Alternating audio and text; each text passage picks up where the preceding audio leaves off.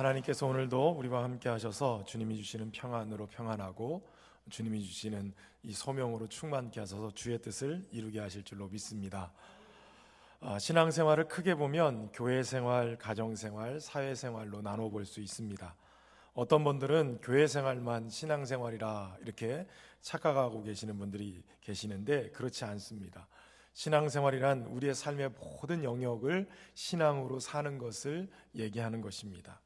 그런데 이 신앙생활을 바르게 하기 위해서 우선순위를 둔다면 어떤 것을 우선순위에 둘까요? 한 번은 김동호 목사님 이런 도전을 하셨어요.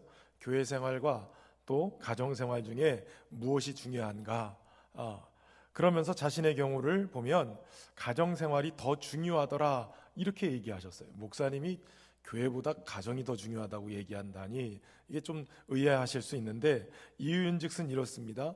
교회에 어려운 문제가 터졌을 때 가정이 평안하면 교회가 어려운 것들을 이 가정에서 힘을 얻어서 교회를 정상적으로 만들 수 있는 데까지 가더라는 거예요.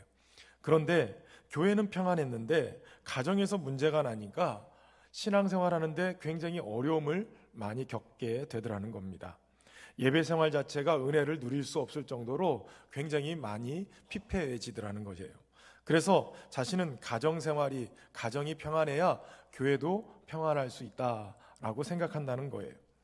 굉장히 일리 있는 이야기라고 생각이 듭니다. 그렇다고 교회보다 가정이 더 중요하니까 예배 드리지 말고 가정에 가야 됩니다. 이런 얘기가 아니에요. 여러분, 가정에 어려움이 있을 때 교회에서 예배드리고 믿음 생활하는 것이 도리어 가정의 위기를 벗어날 수 있도록 만들어지는 은혜의 통로가 되기도 하는 게 분명합니다. 중요한 것은 그만큼 가정도 중요하다라고 얘기하는 거예요. 가정생활에 있어서 중심은 바로 부부입니다. 어제가 부부의 날이었죠. 가정의 달 5월에 21일 둘이 하나 되는 날, 이래서 부부의 날로 정했다고 합니다.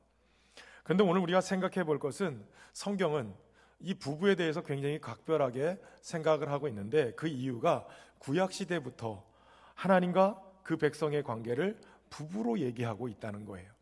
아가서도 솔로몬과 술람미 여인의 사랑의 노래인 것 같은데 실제로는 그 모습 속에 하나님과 그 백성들의 사랑의 이야기를 담아내고 있다는 거예요. 뿐만 아니라 신약에 와서 예수 그리스도와 교회의 관계도 부부로 설명하고 있습니다. 교회는 신랑 되신 예수 그리스도를 위해 준비된 신부로 얘기하고 있는 것이죠. 바울도 오늘 본문에서 남편과 아내의 관계를 교회와 그리스도의 관계로 설명하고 있습니다. 아니, 반대로 교회와 그리스도의 관계를 남편과 아내의 역할을 통해서 지금 설명해 주고 있는 거예요. 그러면서 얘기합니다. 이 비밀이 크도다. 이 비밀이 크도다. 여러분, 그냥 단순히 얘기하는 게 아니라 이건 굉장한 환호성을 지르고 있는 거예요. 마치 아르키메데스가 목욕하던 중에 욕조에 물이 막 흘러 넘치는 걸 보면서 야, 질량 보존의 법칙이라는 게 있구나 이러고선 발견해내고 유레카 찾았다 이렇게 환호성을 지르는 것처럼 진리를 찾아내는 그 기쁨으로 지금 이 사도 바울이 외치는 겁니다. 이 비밀이 크도다. 여러분, 가정과 신앙, 바울이 그렇게 찾았던 행복 비결이 바로 여기에 담겨 있다는 거예요. 다른 말로 표현하면 행복한 가정, 행복한 교회, 행복한 신앙생활의 비밀을 찾아냈다라는 거예요. 저는 소망하기는 오늘 본문의 말씀을 통해서 우리의 삶의 자리가 행복한 그 비밀을 함께 발견할 수 있기를 주의 이름으로 축원합니다. 아울러서 이 부부에 대한 말씀인 것 같은데 그리스도와 교회에 대한 말씀이기 때문에 각 사람에게 꼭 필요한 말씀으로 적용되어지는 은혜가 있기를 바랍니다. 우선 첫 번째 비밀은 복종과 존경은 남편과 그리스도 안에서 몸인 가정과 교회를 세운다는 것이에요. 사도 바울은 오늘 본문의 22절에 이렇게 권면하고 있어요. 아내들이여 자기 남편에게 복종하기를 주께 하듯 하라. 아내들이여 자기 남편에게 복종하기를 주께 하듯 하라. 아무도 아멘을 안 하세요 지금. 이 말씀을 들으면서 야, 요즘 세상이 어떤 세상인데 복종하라니 이런 생각하시는 여성분들도 계실 거예요. 또 약간은 속에서 반발심이 생기는 아내분들이 이런 말은 안 했지만 이런 얘기를 하는 거예요. 존경할 만한 대상이 돼야 복종을 하든지 말든지 하지. 여러분, 그러나 성경은 남편이 존경할 만한 인격을 가지고 있든지 그렇지 않든지 간에 상관없이 복종할 것을 말씀하고 있어요. 어찌 보면 아내들에게 가혹한 말인 것처럼 들리기도 해요. 그런데 여러분, 이것을 아셔야 돼요. 아내들에게 일방적인 복종을 요구하고 있지는 않다는 거예요. 그걸 알 수 있는 것은 오늘 본문에 우리가 22절부터 읽었지만 바로 앞절인 21절은 이렇게 기록하고 있어요. 그리스도를 경외함으로 피차 복종하라. 이미 피차 복종하라 말씀하고 있는 거예요. 남편과 아내도 서로 복종하는 거예요. 아내들에게만 복종하라 얘기하는 것이 아니라는 거예요. 그런데 재미있는 것은 여러분, 헬라어 원문을 보면 오늘 본문 22절에 나온 복종하라 라고 할 때 이 복종이라는 단어가 아예 없어요. 헬라어 원문에는 없다는 거예요. 그러니까 이런 말입니다. 아내들이여 자기 남편에게 죽게 하듯 하라. 이렇게만 돼 있는 거예요. 복종하라가 아예 없어요. 그런데 오늘 성경 번역하는 분들이 21절과 24절을 참고해서 유추해서 여기도 이 문장이 들어가야 맞는 거야 하고 번역을 한 거예요. 21절에 그리스도를 경외함으로 피차 복종하라. 24절에 그러나 교회가 그리스도에게 하듯 아내들도 범사에 자기 남편에게 복종할지니라. 그러니까 22절에도 복종하라 이렇게 번역을 해놓은 겁니다. 이때 사용된 복종이라는 헬라어가 휘포다소마이라는 단어를 쓰는데 이게 원래 군사용어예요. 상관이 아래에서 그 위치를 정하고 그 말을 듣는 거예요. 복종하는 거예요. 그런데 무엇보다도 자신의 권한이나 의지를 내려놓는 것, 이것을 의미합니다. 그런데 여기에 바울은 한 가지 더 덧대죠. 죽게 하듯 하라 라는 거예요. 주님의 뜻을 따르듯이 남편의 뜻을 따르고 권면하라는 거예요. 성도로서 주님과의 관계에서 순종의 길을 걷는 것처럼 가정에서 아내는 남편에게 순종의 길, 복종의 길을 걸으라 라고 얘기하는 거예요. 이쯤 되니까 마음이 막 되게 불편해지시는 분들이 계세요. 본문에서 말씀하고 있는 복종이 상하관계, 군사적인 용어인 것 같지만 그러나 가만히 오늘 본문을 자세하게 뜯어다보면 그저 맹목적인 복종을 얘기하는 게 아니라 복종하라고 할 때 이 말은 생명을 유지하기 위한 질서로서 복종을 얘기하고 있다는 것을 알게 되어져요. 그 이유가 뭐냐면 아내가 남편에게 복종해야 될 이유를 바울은 남편이 아내의 머리라는 점을 제시하고 있어요. 남편의 우월성을 얘기하는 게 아니라 하나님의 창조와 구원의 계획 속에 이 질서가 필요한데 이 질서의 머리는 권위를 상징하고 그 생명을 유지하는 중요한 부분이다라는 것을 얘기하는 것입니다. 남편과 아내의 관계에서 남편의 권위를 인정하면서 그리스도께서 교회의 머리됨과 같다라고 얘기하고 있어요. 23절에 이는 남편이 아내의 머리됨이 그리스도께서 교회의 머리됨과 같으니 그가 바로 몸의 구주시니라. 그렇게 머리되는 이유가 뭐냐면 그가 바로 몸의 구주시라는 거예요. 이때 구주라는 단어가 소테르라는 단어를 쓰는데 구원자, 보호자, 유지자라는 뜻을 가지고 있어요. 그러니까 예수님이 몸의 주인이고 또 유지자이시고 중심이 되시고 구원자 되신다는 거예요. 머리이신 예수님이 제대로 머리로서의 역할을 하고 몸이 그 머리에 순종을 하고 복종을 하게 되면 구원주가 되시는 예수님이 교회를, 몸된 교회를 구원하시고 유지하시고 보호자가 되신다는 얘기예요. 그러니까 이 말을 그대로 남편에게, 가정에게 적용을 하면 바로 이 가정의 머리가 된 남편에게 복종하면 그 머리로부터 생명이 유지가 되어지고 또 구원이 되어지고 보호가 되어진다는 사실이에요. 이런 생명의 유지를 위해서 필요한 것이 바로 복종이다라고 얘기하는 것입니다. 그리고 그 복종은 어느 때 해야 되냐면 24절에 보면 교회가 그리스도에게 하듯 아내들도 범사에 자기 남편에게 복종할지니라 라고 얘기해요.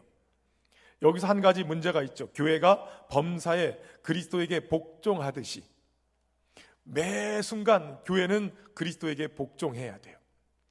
그게 맞는 것이에요. 오직 그리스도의 머리 대신 그리스도의 말씀을 따라서 교회는 움직여야 돼요. 뿐만 아니라 아내들도 머리 된 남편에게 범사에 복종해야 하는 것입니다. 가정에서도 생명의 질서를 세우기 위해서 범사에 매사에 복종하는 일이 필요한 것입니다. 그런데 여기서 중요한 한 가지를 덧대고 계세요. 결론으로 얘기하는 33절에 이렇게 표현하고 있죠.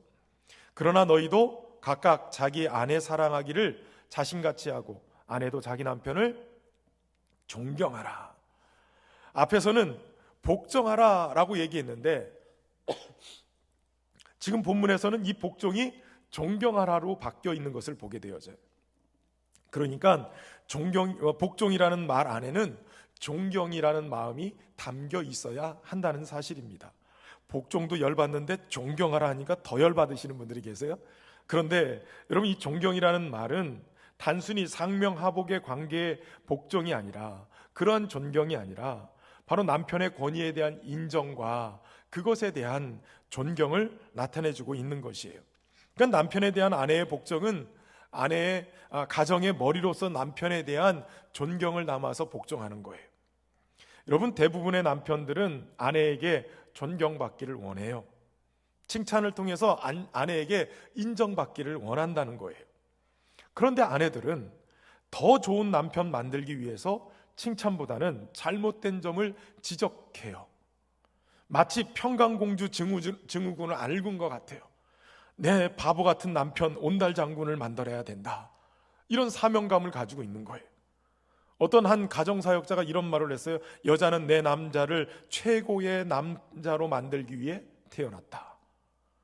여자는 내 남편을 최고의 남편으로 만들기 위해 역사적 사명을 띠고 이 땅에 태어났다.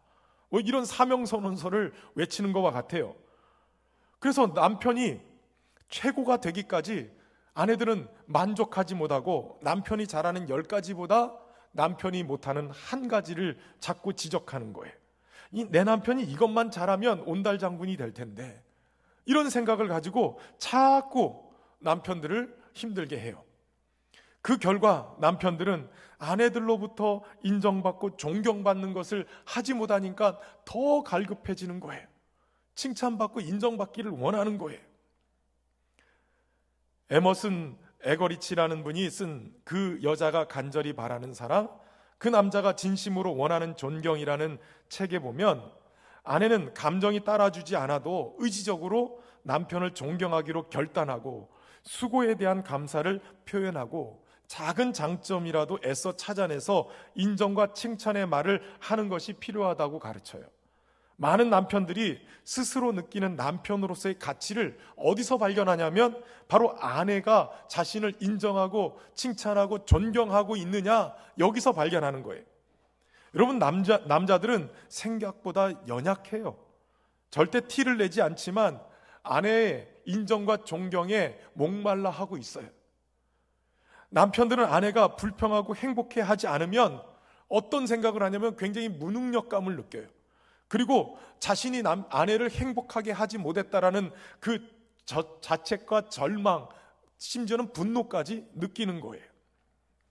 여러분, 남편이 먼저 아내를 제 몸처럼 사랑해서 아내가 남편을 존경하게 되면 이상적이겠지만, 그러나 많은 경우 관계의 주도성은 아내들이 쥐고 있어요. 그러니까 아내가 먼저 남편을 존경할 때 이 피로가 채워진 남편들이 사랑으로 아내에게 화답하게 되는 거예요. 그러니까 내 남편이 나를 잘 사랑하지 않는 것 같아, 이것 때문에 불만을 갖고 원망하는 분들이 계시면 이렇게 생각하셔야 돼요. 지금 이 남편이 틱틱거리는 거는 내 존경이 모질라서 그렇구나. 내가 지금 남편에게 인정해주고 칭찬해주고 존경해줘야 되는데 이것이 부족해서 지금 그 부족함 때문에 갈급해서 자꾸 자신을 존경해달라고 인정해달라고 지금 요구하고 있는 거구나. 그러니까 사랑받기를 원하시면 남편에게 존경을 듬뿍 담아서 날마다 먹이세요. 양육을 하세요. 그래서 남편이 채워지면 그 안에서 이 사랑이 흘러나오게 되는 것이에요. 그러므로 생명의 교류자가 된 부부는 몸으로서 생명을 유지하기 위해서 아내는 머리된 남편의 말에 복종하는 것이 필요합니다. 그것도 존경을 담은 복종이 필요한 거예요. 아울러서 그리스도의 신부된 교회는 머리된 그리스도에게 존경을 담아서 복종해야 돼요.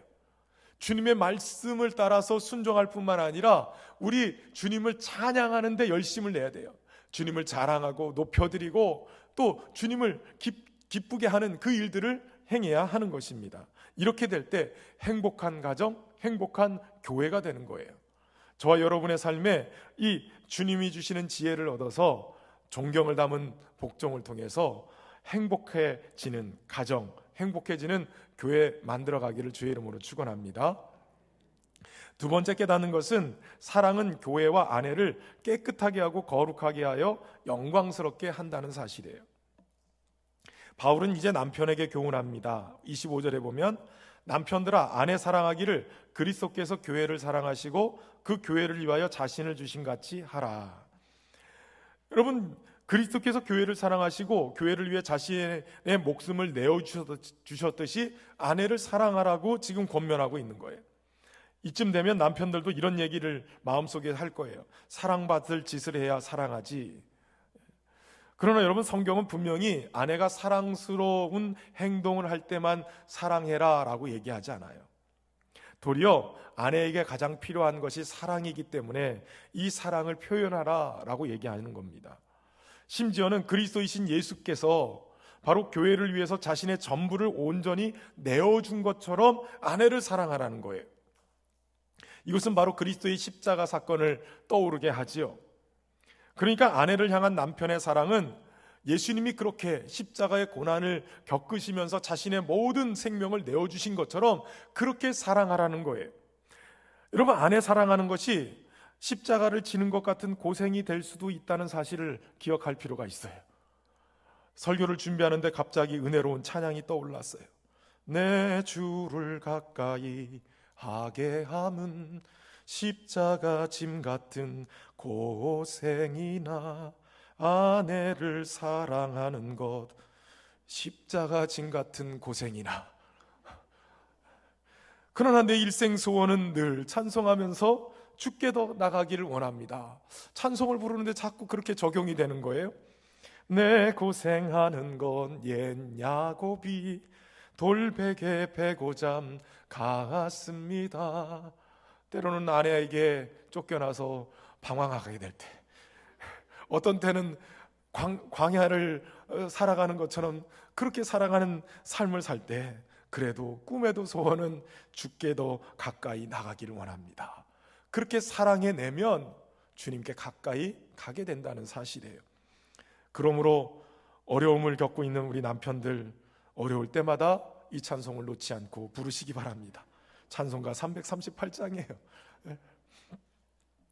여러분, 남편과 아내의 관계를 회복하는 길은 성경에서 말하고 있는 것처럼 남편과 아내는 피차 복종하고 남편은 아내를 사랑하고 아내는 남편을 존경하는 것이에요. 비록 아내가 남편을 존경하지 않는다 할지라도 남편은 아내를 사랑해야 합니다. 여기서 한 가지 더 우리가 짚고 넘어가야 될 게 있습니다. 여러분, 교회에 대한 문제예요.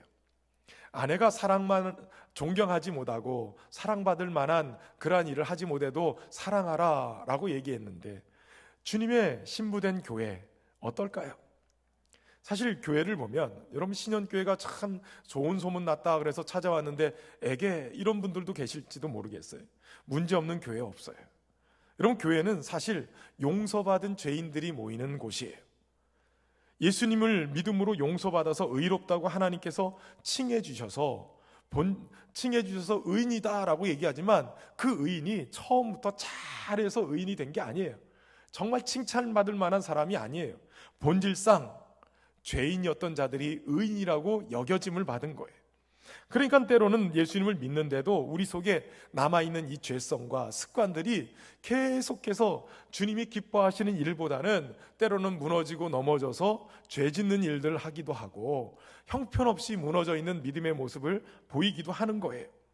그런데 주님은 그런 그들을 잘했기 때문에 사랑한다 얘기하신 게 아니에요. 그런 교회를 주님이 만족할 만한 수준의 믿음의 모습을 보여줬기 때문에 받아들이신 게 아니었어요. 처음부터 원수되고 처음부터 어그러지고 무너지고 잘못된 사람들이었음에도 불구하고 주님은 사랑해 내셨다는 거예요.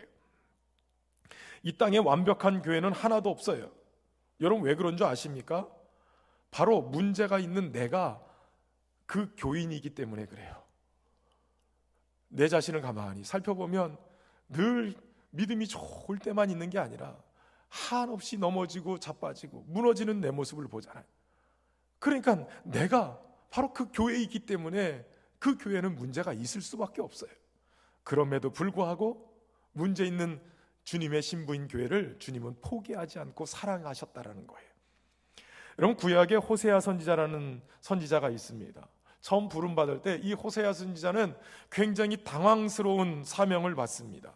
호세아 1장 2절에 보면 여호와께서 처음 호세아에게 말씀하실 때 여호와께서 호세아에게 이르시되 너는 가서 음란한 여자를 맞이하여 음란한 자식을 낳으라. 이 나라가 여호와를 떠나 크게 음란함이니라 하시니 라고 얘기하고 있어요. 아니, 선지자를 부르시고 사명을 맡기시는데 제일 먼저 해야 될 일이 뭐냐면 음란한 여자를 찾아서 결혼을 하고 음란한 여자의 자식을 낳으라는 거예요. 이게 도대체 어떤 일입니까? 어떤 가장이, 어떤 남편이 이런 여인을 맞아서 부부관계를 맺고 살겠냔 말이에요. 그런데 하나님이 이렇게 하신 말씀의 이유는 하나님이 남편 되시는 하나님이 계심에도 불구하고 하나님의 신부된 이 이스라엘 백성들이 하나님이 계심에도 불구하고 음란하게 우상을 섬기는 그 이스라엘의 죄를 깨닫게 하기 위해서 호세아에게 이런 명령을 내리셨던 거예요. 그래서 호세아는 음란한 여인 고멜과 결혼합니다. 결혼했음에도 그녀가 타인의 사랑을 받아서 음녀가 됐을 때 하나님은 그녀를 다시 쫓아가서 값을 치르고 데려오라고 얘기해요. 한 번도 아니고 여러 번을 그 일을 하게 하시는 거예요. 이스라엘의 끝없는 배신에도 불구하고 하나님은 그들을 여전히 사랑하셔서 인내하시고 받아주시고 그렇게 품어주신 거예요. 예수님도 우리를 위해서 여전히 우리가 죄인 되었을 때 십자가 위에서 배신하고 떠났던 그 모든 제자들까지도 다 용서하시고 자신을 향해서 십자가를 매게 했던 모든 인류의 죄를 다 끌어안으시고 주님은 끝까지 사랑해 내신 거예요. 이런 것처럼 남편들도 그 사랑으로 아내를 사랑하라는 거예요. 그렇게 사랑을 입으면 그녀가 남편을 존경하게 된다는 것이죠. 여러분, 이런 사랑을 받을 때 일어나는 일이 있습니다. 26절과 27절인데요. 같이 한번 읽어볼까요? 이는 곧 물로 씻어 말씀으로 깨끗하게 하사 거룩하게 하시고 자기 앞에 영광스러운 교회로 세우사 티나 주름 잡힌 것이나 이런 것들이 없이 거룩하고 흠이 없게 하려 하심이라. 아멘. 사도 바울은 지금 에베소서의 이 말씀을 통해서 예수님이 교회를 사랑하신 데는 세 가지 목적이 있다라고 말씀하고 있어요. 그 첫 번째는 바로 교회를 물로 씻어 말씀으로 깨끗하게 하셨다는 거예요. 그리고 자기 앞에 영광스러운 교회로 세우셨다는 거예요. 티나 주름 잡힌 것이 없이 거룩하고 흠없게 되는 거룩한 교회로 세우셨다는 거예요. 그러니까 예수님의 사랑을 받은 그러한 교회는 주님의 사랑 때문에 신부된 교회가 깨끗하고 거룩하게 되어져요. 그렇게 해서 주님이 바라시는 대로 교회는 영광스러운 교회로 되어져 가는 거예요. 이 말을 남편에게 그대로 적용하면 그리스도께서 교회를 사랑하듯 그렇게 아내를 사랑하면 그 사랑 때문에 아내가 깨끗해진다는 거예요. 거룩하게 되어지고 영광스러운 자가 되어진다는 거예요. 그리스도의 사랑을 입은 교회가 이렇게 영광스러운 교회가 되듯이 남편의 사랑을 입은 아내는 그렇게 영광스러운 자가 된다는 거예요. 그 얼굴에 영혼에 티나 주름이 없이 거룩하고 흠없는 자가 된다는 것이에요. 여러분, 사랑받는 여인을 본 적이 있으십니까? 그녀들의 얼굴을 보면 확연히 차이가 나요. 그 사랑 때문에 행복해지고 만족감을 누리고 안정감을 누려요. 그러니까 얼굴에서 빛이 나요. 여러분, 마음이 편하면 속이 편하고 속이 편하면 얼굴이 달라져요. 자꾸 얼굴에 이것저것 나는 거는 속이 불편하기 때문에 난다는 거예요. 그래서 얼굴만 봐도 여러분 솔직히 얘기하면 지금 마스크 쓰고 있어도 다 표가 나요. 사랑받고 있는지 이게 다 표가 나는 거예요.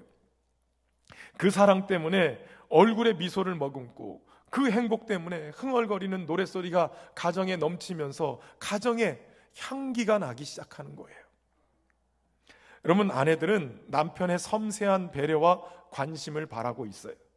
성적이지 않은 사랑 표현 더 많이 원하고 있어요. 예를 들면 아내가 잠을 자고 일어났을 때 남편의 관심 있는 말 한마디, 잘 잤어요? 오늘도 좋은 하루? 사랑해요?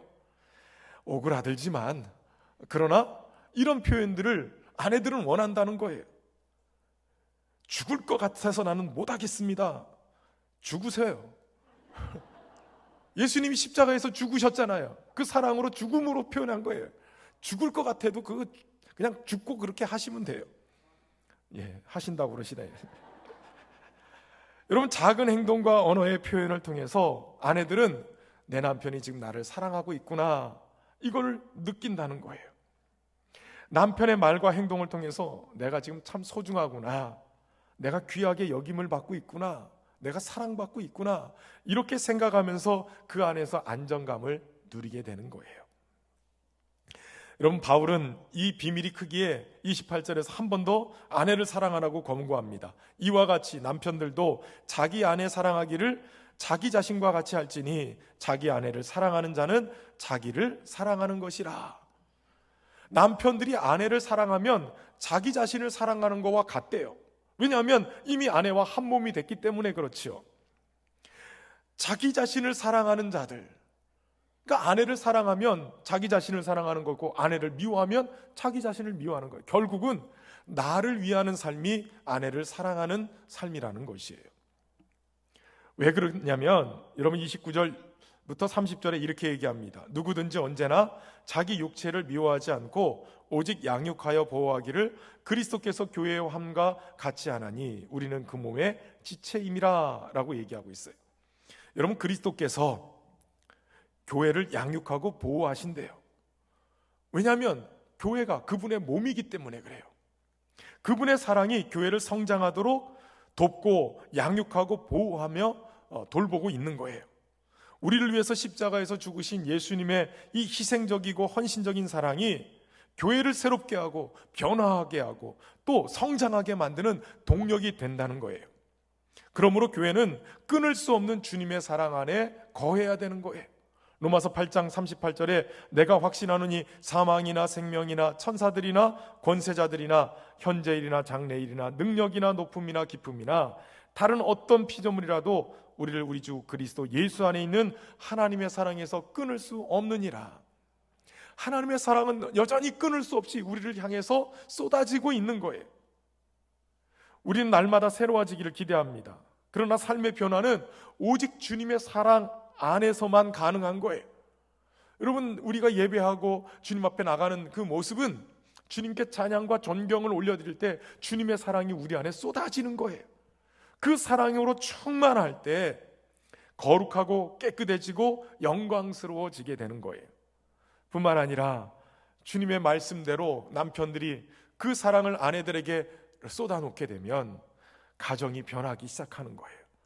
주님이 주신 그 사랑 안에서 남편들이 아내들을 향한 그 사랑을 쏟아놓기 시작하면 깨끗해지고 거룩해지고 영광스럽게 변하기 시작해요. 여러분, 사랑이 가정을 변화시킵니다. 사랑을 통해서 우리의 가정, 우리의 교회가 행복한 가정, 행복한 교회 되기를 주의 이름으로 축원합니다. 마지막 세 번째 깨닫는 진리는 그리스도와 교회가 한 몸인 것처럼 부부도 한 몸이어야 한다는 것이에요. 바울은 남편과 아내의 관계를 창세기 2장 24절을 통해서 말씀하고 있는데 오늘 본문의 31절에 이렇게 얘기하죠. 그러므로 사람이 부모를 떠나 아내와 합하여 그 둘이 한 육체가 될지니. 여러분, 아담이 혼자 있는 것이 좋아 보이지 않아서 하나님이 그를 재워놓고 전신마취를 시켜놓고 대수술을 진행하지요. 배를 가르고 갈비뼈를 이렇게 잘라내요. 뼈만 잘라내는 게 아니라 갈비살까지 잘라내죠. 그래서 갈빗대를 취해서 여자를 만들어요. 그리고 아담에게 데려올 때 아담이 이렇게 말합니다. 아담이 이르되 이는 내 뼈 중에 뼈요 살 중에 살이라. 이것을 남자에게서 취하였은즉 여자라 부르리라 하니라. 그러니까 아담이 봤을 때 자기 몸에서 뺀 뼈요 살이었다는 거예요. 왜 하와를 보면서 그렇게 내 뼈와 내 살이구나 이렇게 받아들인 거예요. 그래서 앞에서 말씀드린 것처럼 자기를 사랑하는 이라 이 말이 여기서 나온 거예요. 우리가 사랑하는 그러한 이성을 향해서 뭐라고 불러요? 자기야 이렇게 부르잖아요. 자기인 거예요. 자기. 내 살과 뼈인 거예요. 그래서 사실은 그렇게 만나서 부부가 되어지면 한 몸이 되어지는 거예요. 그래서 창세기 2장 24절에 이어서 이렇게 얘기하는 거죠. 그러므로 남자가 부모를 떠나 그의 아내와 합하여 둘이 한 몸을 이룰지로다. 엄청난 대수술을 하고 만난 사람이기 때문에, 원래 자기의 뼈와 살로 만들어진 존재이기 때문에 다시 한 몸을 이룰 수밖에 없는 그러한 상황인 거예요. 여러분, 그렇게 한 몸을 이루었을 때 그 뼈와 살을 내 갈비뼈에, 내 살에 다시 몸 안에 넣었을 때 그 몸은 한 몸이 됐는데 이걸 어떻게 나누겠어요?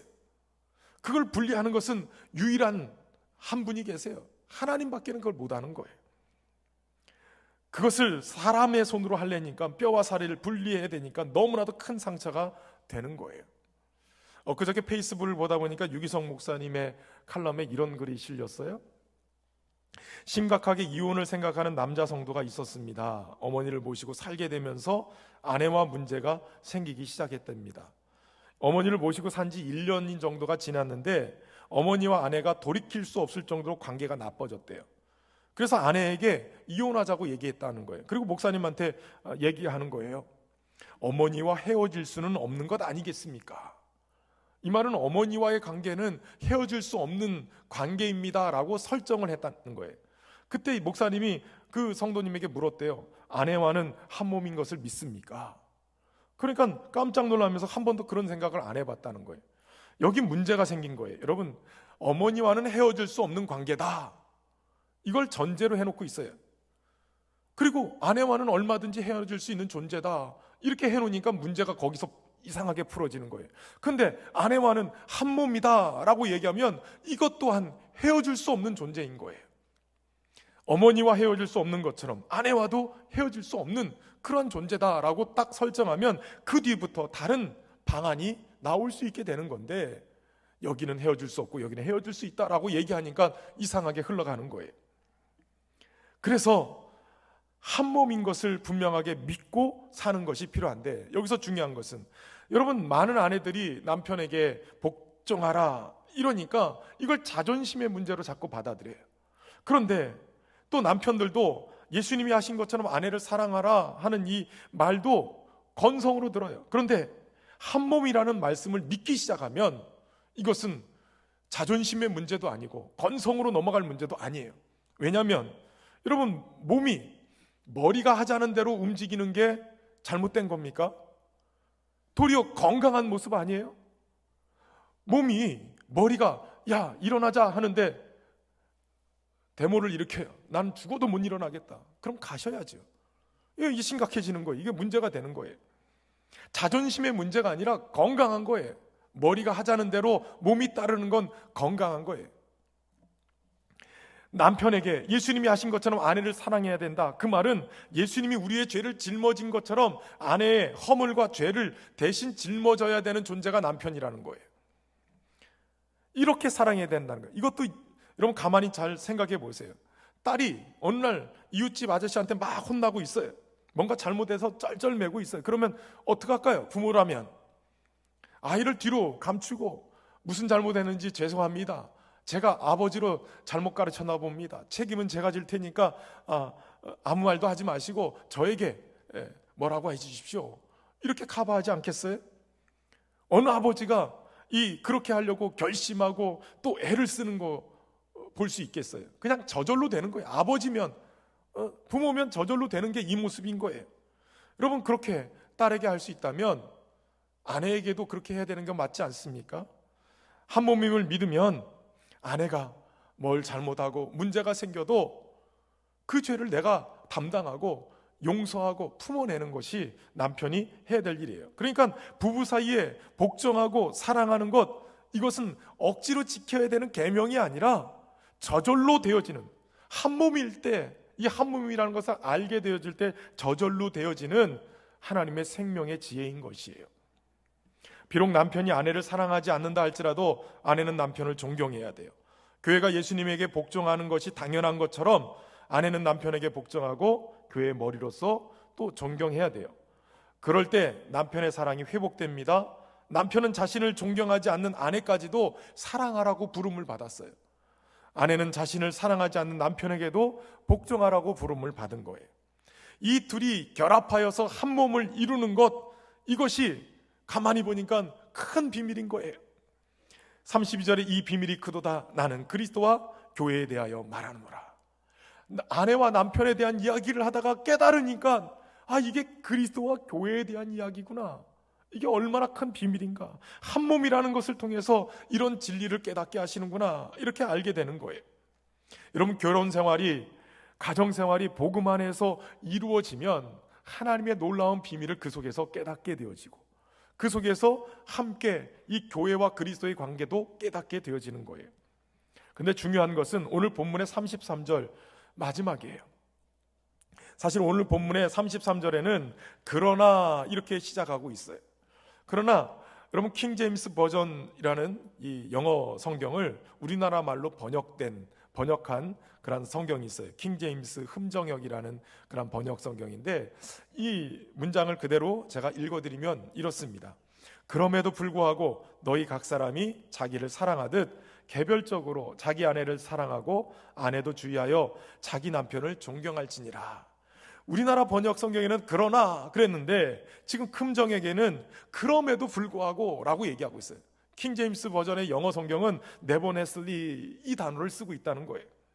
그러니까 여러분, 아내에게 말씀하신 것은 남편에 대한 복종이고 존경이에요. 남편에게 말씀하신 것은 아내에 대한 헌신적인 사랑이에요. 그런데 복종할 만한 인격을 가지고 있지 못한 남편이라 할지라도 그럼에도 불구하고 존경하고 복종하라는 거예요. 사랑할 만한 사랑, 이것이 사라진 아내라 할지라도 그럼에도 불구하고 사랑해라 라고 얘기하는 거예요. 왜냐하면 주님께서 우리를 그럼에도 불구하고 사랑했기 때문에 그래요. 형편없이 무너지고 별 보잘것없는 우리로 주님이 그럼에도 불구하고 끝까지 사랑했기 때문에 우리 또한 그렇게 해야 된다는 거예요. 한번 따라서 해볼까요? 그럼에도 불구하고 존경하자. 그럼에도 불구하고 사랑하자. 존경과 복종, 사랑을 통해서 저와 여러분의 가정, 교회가 행복해지는 은혜가 있기를 주의 이름으로 축원합니다. 함께 찬양하면서 나가겠습니다.